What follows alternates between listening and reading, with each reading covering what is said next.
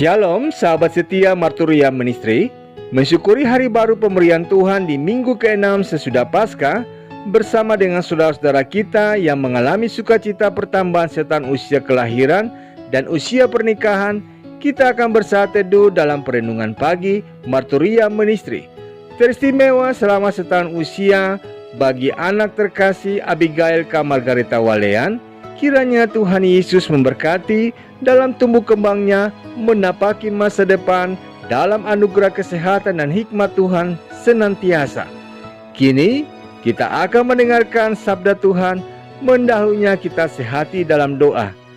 Ya Allah Bapa kami dalam surga, layakkanlah kami dalam kefanaan kami untuk membaca, memahami, memaknai, dan melakukannya dalam tuntunan hikmat dan Roh Kudus-Mu. Demi Kristus Yesus kami berdoa. Amin. Bacaan firman Tuhan terambil dalam kitab 1 Yohanes pasal yang ke-3, ayat yang ke-6 hingga ayat yang ke-8 yang menyatakan, karena itu setiap orang yang tetap berada di dalam Dia tidak berbuat dosa lagi. Setiap orang yang tetap berbuat dosa tidak melihat dan tidak mengenal Dia. Anak-anakku, janganlah membiarkan seorang pun menyesatkan kamu. Barang siapa yang berbuat kebenaran adalah benar, sama seperti Kristus adalah benar. Barang siapa yang tetap berbuat dosa berasal dari iblis, sebab iblis berbuat dosa dari mulanya. Untuk inilah anak Allah menyatakan dirinya, yaitu supaya ia membinasakan perbuatan-perbuatan iblis itu. Demikianlah sabda Tuhan. Saudaraku, iblis adalah bapa segala pendusta. Namun, meskipun kita semua sudah tahu akan hal itu, mengapa manusia masih juga sering percaya dengan tipu daya iblis? Alkitab di dalam kitab Wahyu pasal 12 ayat yang ke-10 menyebut iblis sebagai pendakwa. Tentu saja, mendakwa atau menuduh adalah lebih dari sekedar menipu. Ada faktanya yang juga termasuk di dalamnya. Namun demikian, bagaimanapun itu adalah tipu daya. Karena itu, kita akan belajar bagaimana membedakan antara kebenaran sejati dengan dakwaan iblis. Atau bagaimana membedakan antara peringatan Roh Kudus dengan tuduhan dan dakwaan iblis. Roh Kudus, saudaraku, akan memperingatkan supaya kita bertobat dari dosa-dosa kita. Karena itu, Rasul Yohanes di ayat yang ke-6a katakan, setiap orang yang tetap berada di dalam Dia tidak berbuat dosa lagi.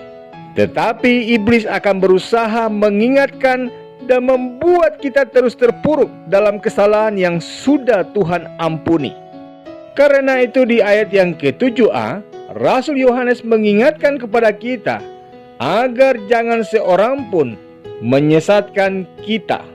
Ya saudaraku, inilah satu cara yang seringkali digunakan iblis untuk melemahkan orang percaya.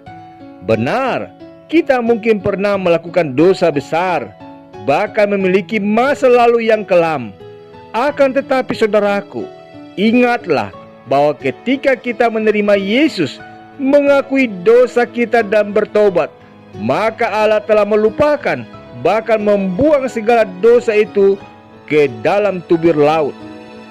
Karena itu, di ayat yang ke-8b, Rasul Yohanes mengatakan, untuk inilah anak Allah menyatakan dirinya, yaitu supaya ia membinasakan perbuatan-perbuatan iblis itu. Saudaraku, adalah muslihat iblis untuk terus menghantui kita, saudaraku, dengan dosa-dosa masa lalu kita itu.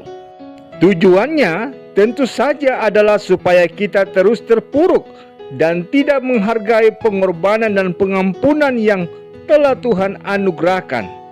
Hidup dalam Tuhan, saudaraku, adalah tentang masa depan yang berpengharapan.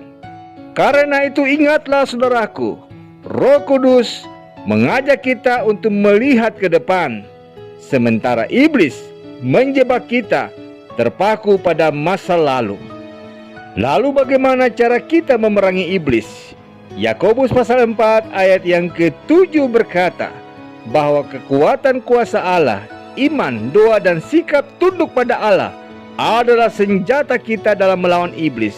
Manusia memang akan tetap menjadi bersalah ketika ia mau menuruti bujukan rayuan iblis. Dan itulah tujuan iblis menggoda kita. Tapi saudaraku, ingatlah bahwa Tuhan memerintahkan kita saling mengampuni dengan sesama kita dan melawan iblis. Karena itu, jadikanlah Tuhan sebagai tempat perlindungan dan firman-Nya sebagai perisai hidup kita. Jangan pernah berhenti melawan pekerjaan jahat iblis dengan kekuatan kuasa-Nya. Amin. Saudaraku, kita akhiri perenungan di saat ini dalam doa. Bapa yang mulia, syukur dan terima kasih untuk hari baru pemberian Tuhan kepada kami. Demikian untuk sabda-Mu yang mengajarkan dan mengingatkan setiap kami untuk menjadi pribadi yang eling, bersikap bijak dan waspada dalam menghadapi siasat dan godaan si jahat iblis dengan tunduk pada otoritas Allah. Karena sejatinya Bapalah sebagai tempat perlindungan dan firman-Mu sebagai perisai hidup kami. Berkatilah kami di sepanjang hari ini dan hidup kami selanjutnya dengan tetap mengandalkan kuasa-Mu dalam beragam gumul dan juang serta rencana kehidupan kami. Demi Kristus Yesus kami berdoa. Amin. Selamat pagi saudaraku. Ingatlah bahwa Roh Kudus mengajak kita melihat ke depan. Namun iblis penjebak kita terpaku pada masa lampau.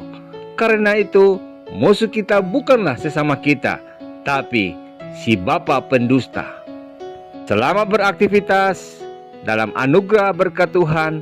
Tuhan Yesus memberkati.